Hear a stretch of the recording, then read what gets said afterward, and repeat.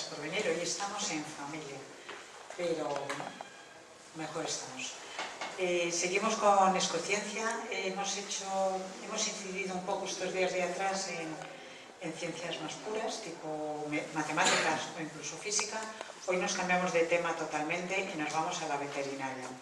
Hoy vamos a volver a hablar de ciencia, pero nos vamos a un mundo en donde la ciencia, vamos a ver cómo nuevas tecnologías, sobre todo con el diagnóstico de las patologías por biología molecular y patologías genéticas, han influido en el mundo del perro, en el mundo del cachorro y especialmente en el mundo del perro guía.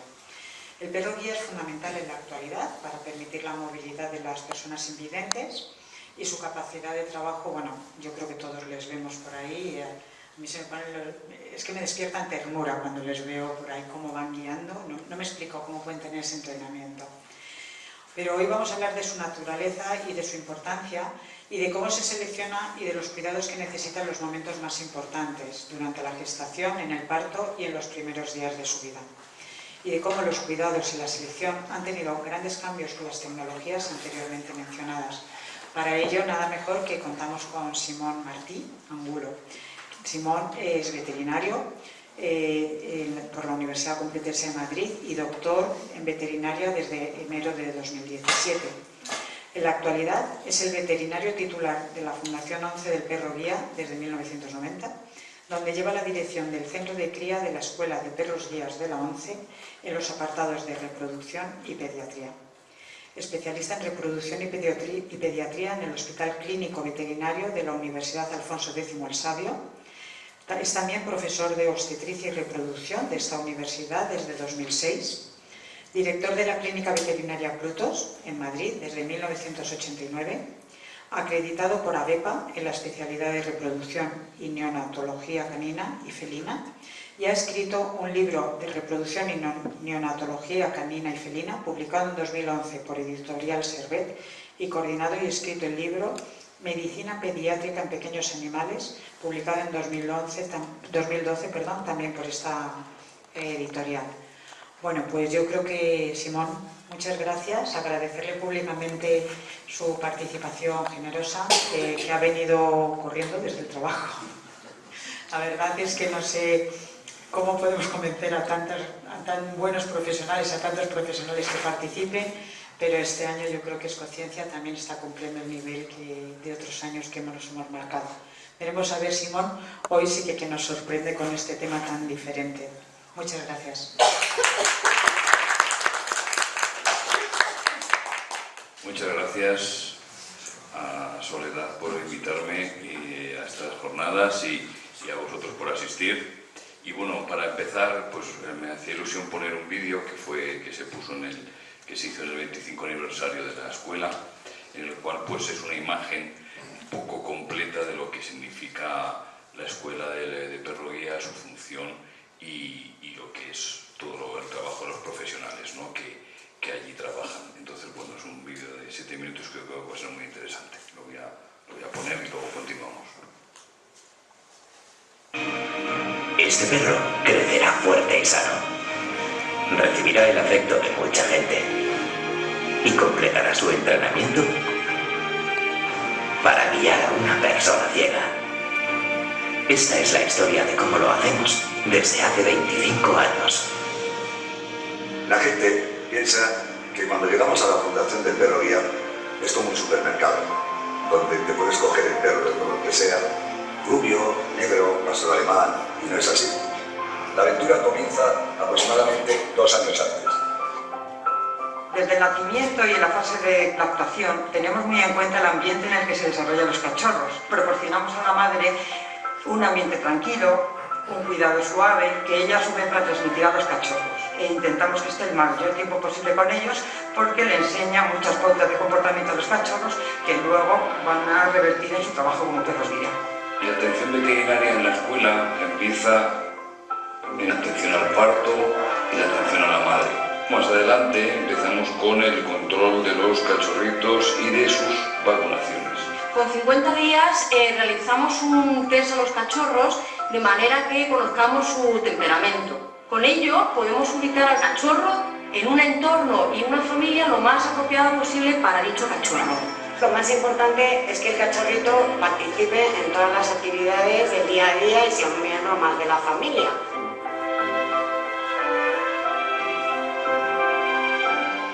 Pedimos a los educadores que enseñen a los cachorros una serie de órdenes básicas muy sencillas, que se enseñan además en positivo, que son sienta, échate, junto, ven aquí, quieto, y también la orden de hacer sus necesidades a la orden. Y luego también les pedimos que enseñen al cachorro a comer a la orden del silbato. Es muy importante que desde pequeño les enseñemos a utilizar el transporte público.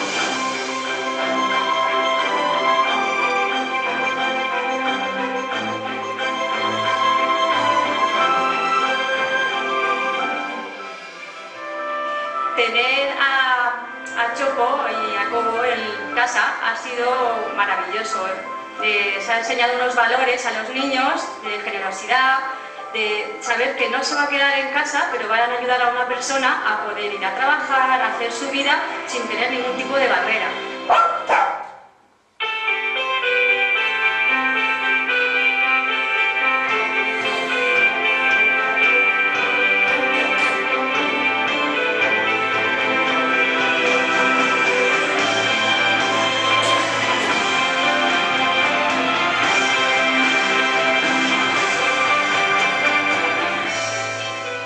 Salen a entrenar, los cepillamos, los revisamos, jugamos con ellos.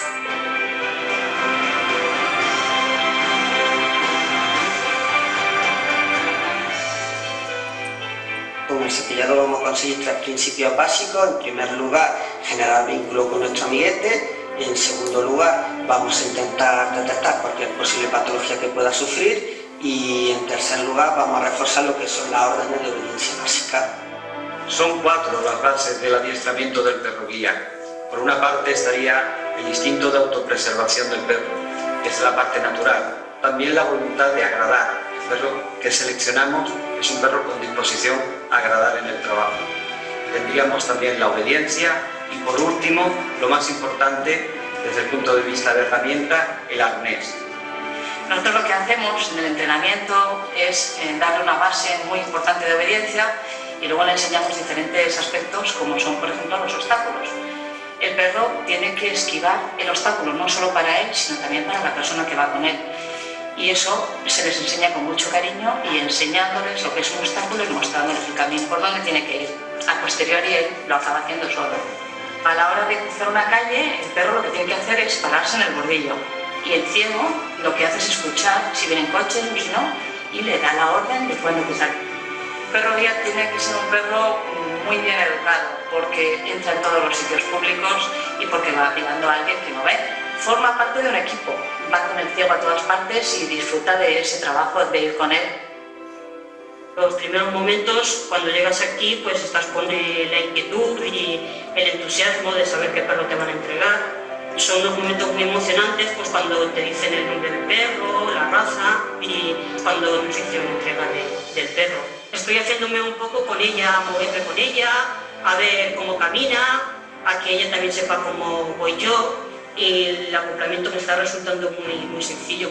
Conseguir que una persona ciega se mueva, recorra las calles de cualquier pueblo o ciudad de forma totalmente independiente y segura, tan solo con la ayuda de un perro guía, es una labor de la que nosotros nos sentimos muy orgullosos. Y esto es lo que hacemos aquí, en la Fundación 11 del Perro Guía.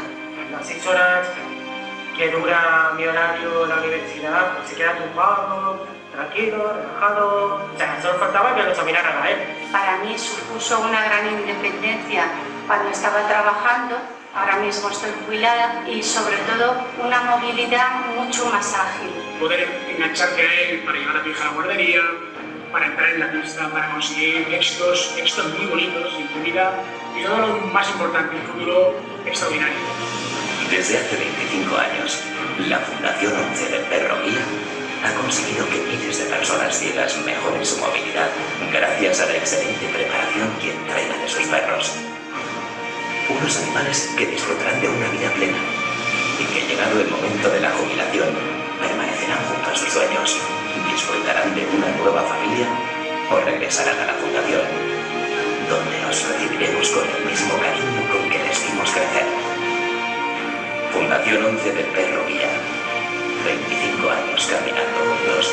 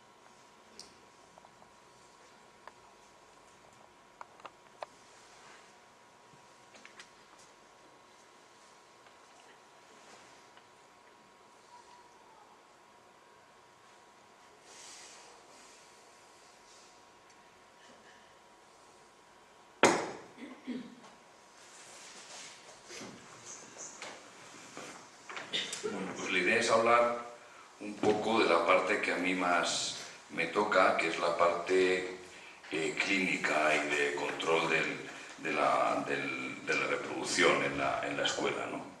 Aquí vemos, por ejemplo, unos cachorritos a la izquierda de la imagen y a la derecha pues vemos una foto antigua en Estados Unidos cuando se empezaba a trabajar ya con el perro guía hace bastantes años, ¿no? Para mí la base, uno de los pilares del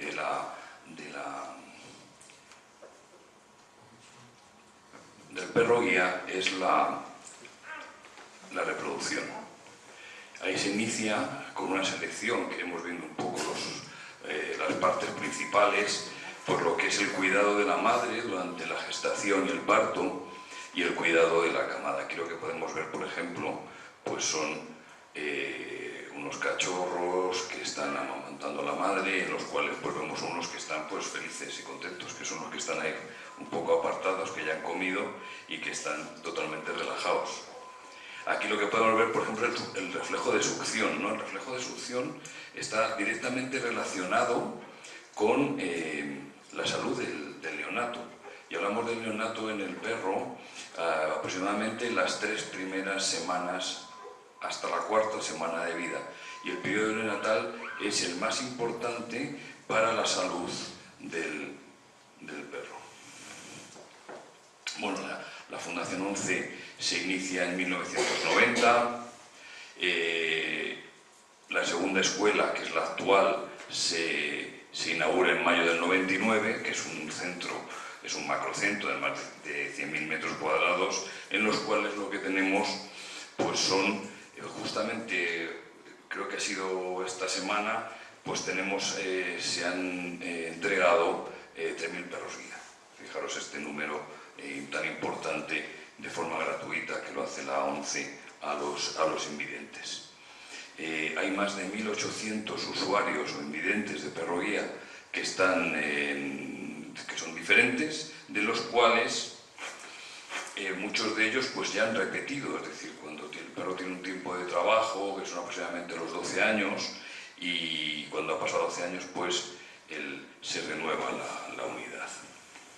Aproximadamente la escuela, la capacidad que tiene de trabajo es de graduar aproximadamente 120 o 125 perros al año, y se apoya de otras escuelas, sobre todo en Estados Unidos, que es la escuela de Guidinais. El tema es que hoy en día hay una lista de espera para entregar perros a invidentes aproximadamente de 3 años, ¿no? Que sería un poco la situación actual. Estas son imágenes, en la imagen superior vemos la escuela desde arriba, desde una imagen aérea, y aquí vemos diferentes momentos pues, en el que vemos aquí instructores entrenando al perro por la calle, donde vemos cachorros jugando de varias familias, y aquí vemos un usuario pues, en esa, digamos, comunión, ¿no?, que existe entre el invidente y su perro durante su etapa de trabajo, ¿no? Este es un pabellón de aislamiento. El pabellón de aislamiento tiene la base sobre todo en lo que sería el poder tener un lugar en el que cuando se producen enfermedades de tipo infeccioso que son contagiosas, pues podemos trabajar de forma que se pueda aislar cualquier tipo de patología vírica o bacteriana para tratarlo de forma independiente sin que produzca contagios a los perros que estén sanos, ¿no? Sería digamos, la base clínica y epidemiológica de las infecciones. Esta es una hembra de cría. Las primeras hembras de cría que se traen a la escuela en 1990 proceden de la GDBA. La GDBA es la escuela inglesa y que tiene muchos años de tradición, y los primeros convenios, pues los primeros reproductores salen o digamos se traen de allí para iniciar las primeras líneas genéticas de cría. El estudio, aquí tendríamos una imagen muy interesante, ¿no? Que vemos el control de la gestación previo al parto. Este es el cachorrito que vemos aquí a la derecha, se está acercando poquito a poco hacia el canal del parto para realizar la expulsión. El cuidado de la gestación y el cuidado del parto son fundamentales a la hora de trabajar. Otra parte interesante a nivel de la estructura científica de la escuela sería la congelación del esperma. ¿Qué importancia tiene la congelación del esperma? Pues la congelación del esperma es mantener un caudal genético de reproductores de alto valor biológico que lo puedes mantener durante toda la vida. De forma que una vez que el perro, pues por su edad lógica, fisiológica, sabemos que los perros pues más o menos van a vivir unos 14 años, pues posteriormente puedes mantener esa línea genética para volver a realizar las inseminaciones o las líneas de cría futuras. Aquí tendríamos la imagen de un esperma en poscongelación. Veríamos, lo que analizamos en estas imágenes sería la capacidad del esperma que ha estado varios años congelado y su capacidad de movilidad posterior. Las inseminaciones intracervicales de esperma congelado se realizan mediante sondas específicas, las cuales, una vez descongelado el esperma, que hemos visto en las imágenes, se introduce con una sonda de tipo endoscópico por el cervix de la perra, de forma que entra directamente en el útero. En estas imágenes lo que vemos es la entrada de la sonda, que la vemos aquí. El de arriba. ¿El puntero dónde es? El de arriba del todo. La entrada de la sonda por la zona cervical para introducir el esperma directamente en el útero. El parto es, digamos, una de las partes esenciales en el control de la reproducción, y un parto que esté totalmente asistido garantiza el cuidado de la madre y garantiza asimismo también el buen nacimiento de los cachorros. Entonces vamos a ver una imagen en las cuales vamos a ver un parto.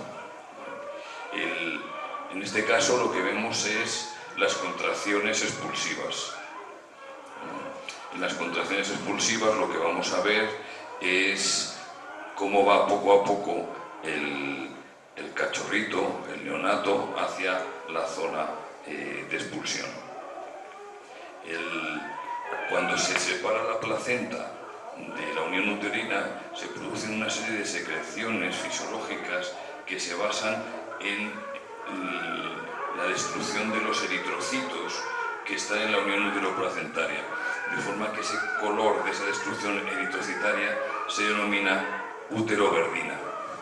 Es un pigmento que se produce por traslocación a nivel de la unión uteroplacentaria. El cachorro sale envuelto en dos membranas, una coriolantoidea y otra amniótica, y es la madre la que retira las membranas con cuidado. El retirar las membranas con cuidado, ahí está saliendo la placenta, es fundamental, porque lo que hace con esto es que no estimula la respiración del cachorro hasta que el cachorro está liberado de las membranas fetales, porque si la estimulación fuera anterior, lo que se va a producir va a ser que el cachorro pueda tener una inspiración, digamos, de sustancias líquidas. La madre lo que hace es cortar el cordón umbilical y posteriormente lo que va a hacer va a ser reanimar al cachorro. El cuidado clínico del parto y de la madre pues es fundamental para que el cachorro y el neonato tengan unas características de sanidad. En el posparto lo que vamos a incidir sobre todo es en el control de la camada de los cachorros. Los cachorros tienen que estar junto a la madre, tienen que estar a una temperatura equilibrada, tienen que estar en condiciones de unidad. Una de las cosas más importantes en los neonatos para valorar su estado de salud es el tropismo positivo, es decir, el acercamiento de los hermanos entre ellos basándose en la sensación o en la percepción de calor. Entonces aquí les vemos a todos pues así como muy cariñosos, una familia muy cariñosa de perritos, en los cuales nos vemos todos ahí juntos. Y bueno, el aspecto, ¿no? El aspecto que vemos, el color del pelo, la textura, el brillo, pues es una de las que nos indica del estado que digamos digamos clínico, ¿no? de estar en buenas condiciones. ¿De qué depende el estado de salud de la camada, ¿no? Pues depende de una serie de parámetros importantes que a nivel científico pues está totalmente digamos reconocido. Es importantísimo el potencial genético de los padres, la salud y el control de la madre durante toda la gestación, de la alimentación que va a tener la madre, de la ausencia de tratamientos farmacológicos o de la utilización de farmacología si es necesaria en un momento dado, y de, como decíamos, de la asistencia al parto evitando la distocia o la alteración en la expulsión del parto, que se basa sobre todo en lo que diríamos en el traumatismo, ¿no? Porque distocia es traumatismo a la hora de la expulsión. Aquí tenemos unos cachorritos que ya están en un periodo que denominamos periodo de socialización y están en una zona que le llamamos paridera, y en ese momento se está desinfectando la paridera y se introduce en una zona en la cual están allí esperando a que se les saque, ¿no? Y vemos que se les abre la puerta y salen a toda velocidad. Hay uno que es el más listo, que es el que está delante, y hay otro que es el tímido, que es el que está detrás. El tímido que está detrás, lo más probable es que le cueste ser perro guía más que al listo y que exija mayor trabajo a la hora de su enseñanza. Digamos que uno de los pilares, ¿no? del perro guía y su función futura es la genética y las características genéticas de las razas, ¿no? Se trabaja con 3 razas principalmente: el Golden Retriever, el Labrador y el Pastor Alemán. Sobre todo el Labrador es la raza por excelencia más adecuada para trabajar como perro guía, y a partir de ahí pues sí que también ha habido unos individuos mixtos entre el Labrador y el Golden para ciertos usuarios. Este es un caniche, guapísimo, y este es su hijo, que es un poquito más feo que su padre, pero realmente tiene sus cosas, es muy grande, es muy bonito. También, digamos que todo lo que es la base de investigación en la escuela, pues puede haber un grupo de usuarios que tengan problemas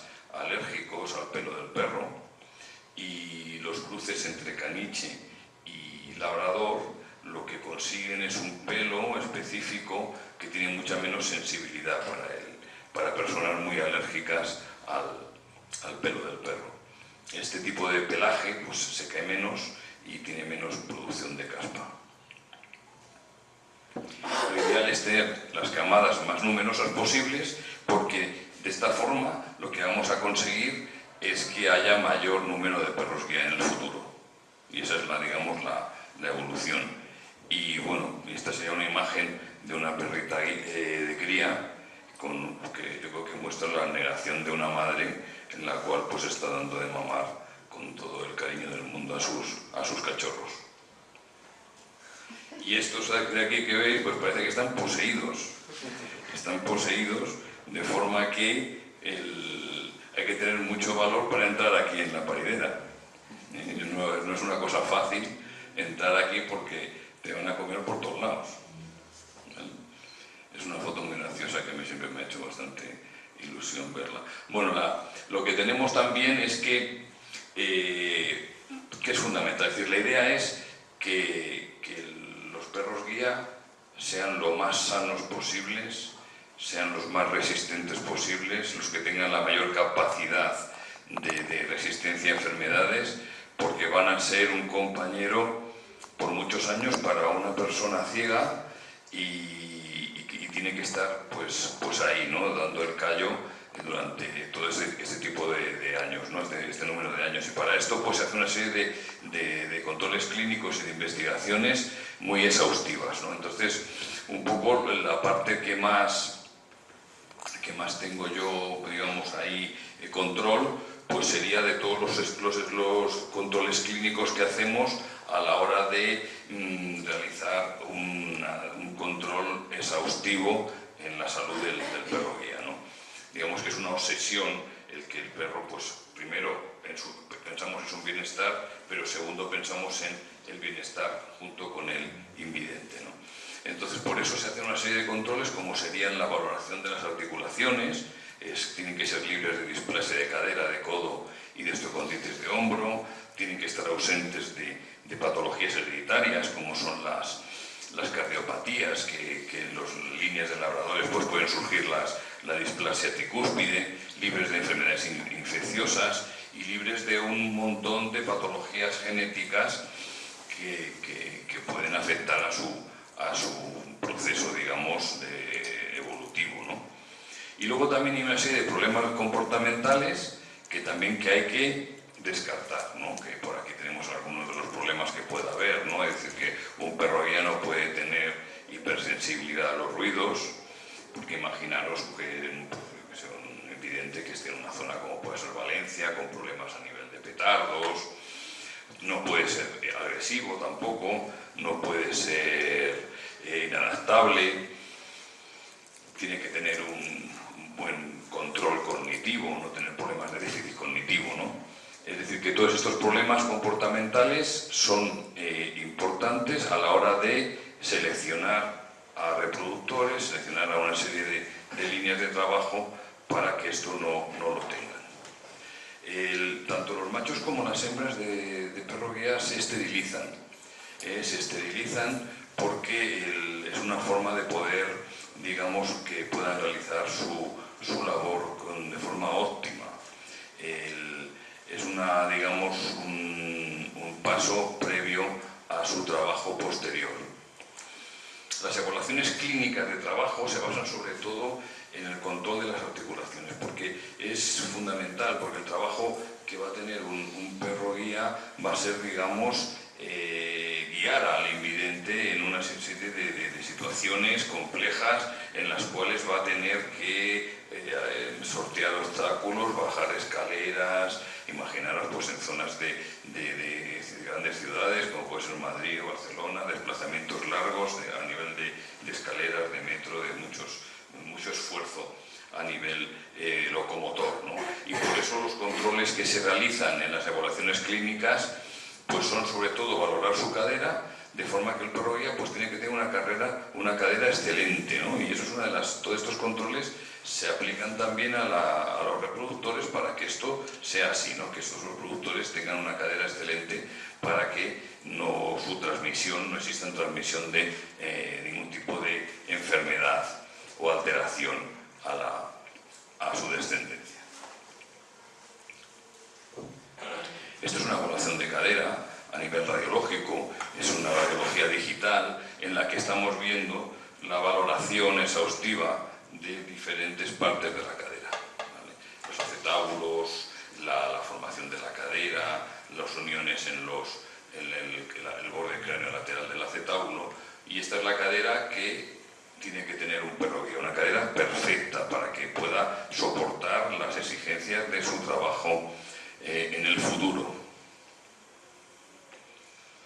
Otra parte importante de evaluación es la evaluación clínica de los codos. Los protocolos de trabajo en la escuela con respecto a los perros guía es que tienen que tener ausencia de displasia de codo. Hoy en día los últimos estudios científicos, más que de displasia de codo, hablan de enfermedad del compartimento medial del codo, valorando, digamos, cualquier tipo de alteración que podamos tener en la zona articular de ambos codos, ¿no? Sería un poco otra base científica del trabajo, ¿no? Y esta sería una de las imágenes que repetimos y analizamos a nivel de la articulación del codo para valorar que ese movimiento articular y esa situación, digamos, de las tres partes que forman el codo del perro, el húmero, el cúbito y el radio, están perfectamente en congruencia para poder realizar un trabajo excelente. ¿Qué avances ha habido en los últimos años, muy recientes, con respecto al diagnóstico de las enfermedades clínicas en el perro guía? Pues uno de los digamos, avances principales han sido el PCR. El PCR se denomina la reacción en cadena de la polimerasa. Es una técnica que, digamos, tanto en medicina veterinaria como en medicina humana van a la par, que permite amplificar pequeñas muestras, muy pequeñas, de ADN, y de esta forma identificar que esa línea o esas pequeñas partículas de ADN corresponden a un tipo u otro de enfermedad, es decir, a una leishmania, a una erliquia, por ejemplo, a una rickettsia, a una babesia, a una úlcera o a un virus, como el coronavirus canino. Es decir, esta técnica permite con una pequeña, aunque haya una pequeña cantidad del parásito, de la bacteria o del virus, poder detectarla e identificar que ese virus o esa bacteria está, digamos, presente en el perro. Hay cosas muy interesantes, por ejemplo, en el caso de la leishmaniosis es una enfermedad que también puede afectar a las personas, afecta a los animales. La leishmaniosis, las técnicas de PCR que se utilizan hoy en día en los grandes hospitales son similares a las técnicas que se utilizan en medicina veterinaria. Pero hay otra parte también que yo creo que es muy interesante con respecto al PCR, es el diagnóstico clínico de enfermedades genéticas. Y una de las principales enfermedades genéticas que tenemos son las que he puesto aquí, que son, por ejemplo, el gen de la obesidad, la mielopatía degenerativa, el colapso inducido por el ejercicio, que es una patología clínica en la cual hay una relación entre ejercicio severo y colapso agudo, alteraciones de piel como la paraqueratosis nasal hereditaria, el enanismo, miopatías hereditarias, la atrofia progresiva de retina, que es una patología ocular que se caracteriza por una degeneración progresiva de la retina hasta producir ceguera, o la displasia de retina. Es decir, todo este tipo de enfermedades se pueden detectar mediante el PCR en sangre del perro. ¿Cómo se interpreta hoy en día? ¿Cómo interpretamos este diagnóstico en las enfermedades genéticas? Pues aquí tenemos un ejemplo muy sencillo en el cual podemos ver un poco las características de diagnóstico de las enfermedades genéticas en el perro. Lo que se hace con el PCR es identificar el genotipo del individuo, del perro. De forma que cuando hablamos de un genotipo N.N, hablamos de un perro homocigoto sano. Es decir, este perro no presenta mutación para determinada enfermedad y tiene un riesgo nulo o escaso de enfermar por la enfermedad determinada. Y además obtenemos otra información que es muy interesante, es decir, cuando un perro es homocigoto sano NN para una enfermedad, la que hemos visto en la anterior diapositiva, no puede transmitir la mutación a la descendencia. El genotipo N, E y C lo denominamos portador heterocigoto. El portador heterocigoto lo que tiene es en su ADN una copia del gen mutado, de forma que tiene muy escaso riesgo de enfermar, pero puede transmitir la mutación a la descendencia con una probabilidad aproximada del 50%. Digamos que en el caso de que quisiéramos realizar un cruce o un apareamiento con un animal que fuera portador heterocigoto N, E y C, pues tendríamos que hacerlo con otro reproductor que fuera libre, ¿vale? Que fuera libre totalmente, fuera un NN para esa enfermedad. Y el grupo 3 de genotipo sería un IC/IC, es decir, es un afectado homocigótico para los dos alelos. En este caso lo que pasa es que el individuo tiene dos copias similares del gen mutado, o el gen enfermo, o el gen que afecta, que padece la enfermedad. En este caso pasarían dos cosas. Cuando detectamos estos genotipos, por un lado, el individuo tiene una probabilidad muy alta que se acerca al 100% de enfermar para esa patología, pero además transmitirá a toda su descendencia esa patología, de forma que no se debe usar como reproductor. Posiblemente estos son los grandes avances para poder, desde el punto de vista reproductivo, evitar la transmisión de graves enfermedades genéticas. Con todo este trabajo, en la escuela somos un grupo de 60 personas pues implicadas en un proyecto de hace muchos años, en los cuales pues hay una implicación pues importante a nivel de trabajo y emocional. Digamos, el fruto de todo ese trabajo en todos los departamentos es para producir, digamos, un perro guía en condiciones perfectas, tanto psicológicas como clínicas, como comportamentales, para que se produzca un emparejamiento con una persona invidente. Los factores que se trabaja sobre todo para este tipo de acoplamientos pues se basan sobre todo en valorar la velocidad de desplazamiento del invidente, de forma que tendremos personas que tengan un desplazamiento, una velocidad lenta, media o rápida. Las características de tensión y de presión a la hora del desplazamiento, pues lo que hacen es facilitar una comunicación entre el perro guía y el invidente, de forma que se pueda valorar claramente su función. Otro de los factores importantes a la hora del trabajo, digamos, de la unidad, es la valoración del seguimiento, ¿no?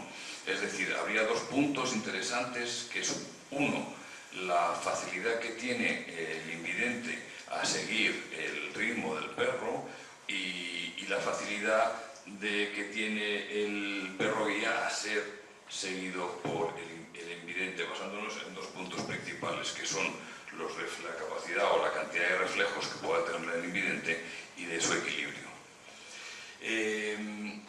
La sensibilidad auditiva y corporal del perro guía es fundamental, porque de ello va a depender el poder asimilar y admitir los comandos o órdenes de trabajo, asimilar también y admitir los que serían las especificaciones en el trabajo, con el objeto de que el estrés en la unidad sea el menor posible.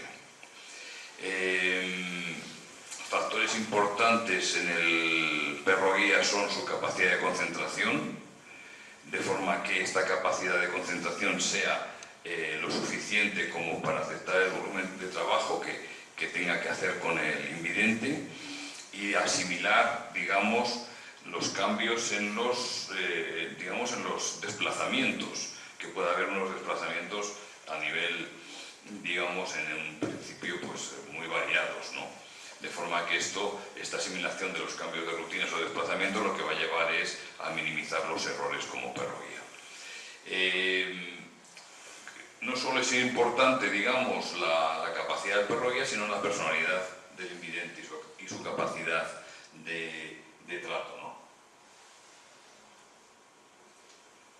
Tanto las rutas como la comprensión de las instrucciones de trabajo, como la capacidad de comunicación con el perro guía, dan lugar a que se puedan resolver todos los problemas que puedan surgir. Importante también el tema comportamental, no solo el clínico, de esta forma la estabilidad del temperamento del perro guía es muy importante, que no tenga miedos, que no tenga ansiedad, y también la estabilidad y temperamentalidad del invidente, es decir, que tenga una buena reacción a las dificultades y una aceptación a su ceguera. El volumen de trabajo depende también de la unidad y la comprensión.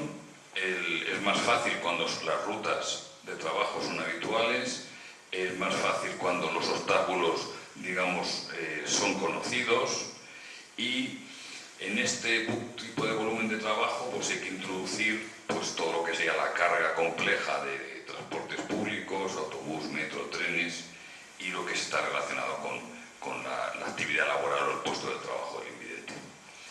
De forma que tenemos una serie de expectativas reales a la hora del trabajo y la capacidad del perro de solventar los problemas de desplazamiento del invidente, y que, bueno, que como en todo pues tiene una serie de ventajas e inconvenientes. Y para terminar, quería hacer un pequeño homenaje a estos perros. Estos son unos abuelos. Los llamamos abuelos, están en los despachos. No todos los invidentes, muchos de ellos viven solos en su casa y pueden tener la opción de tener dos perros, es decir, un perro jubilado que ya ha trabajado con ellos 12 años y un nuevo perro para desplazarse. En este caso, pues, cuando el invidente pues, no puede tener el perro en su casa, pues lo traemos a las instalaciones de la escuela, de forma que allí está con nosotros en los despachos, pues, conviviendo, y ahí les veis felices y contentos después de muchos años de trabajo y de buen hacer, ¿no? Sobre todo porque estos perrillos, pues fíjate, han nacido allí, hemos visto casos de los nacimientos y ahora los vemos ahí ya mayores en el final de su vida. Y esto es todo. Espero que, bueno, os haya parecido interesante y que dé una visión un poco del trabajo que se hace en la escuela por parte de los profesionales que allí están, que es un trabajo pues, de una dedicación pues, muy importante.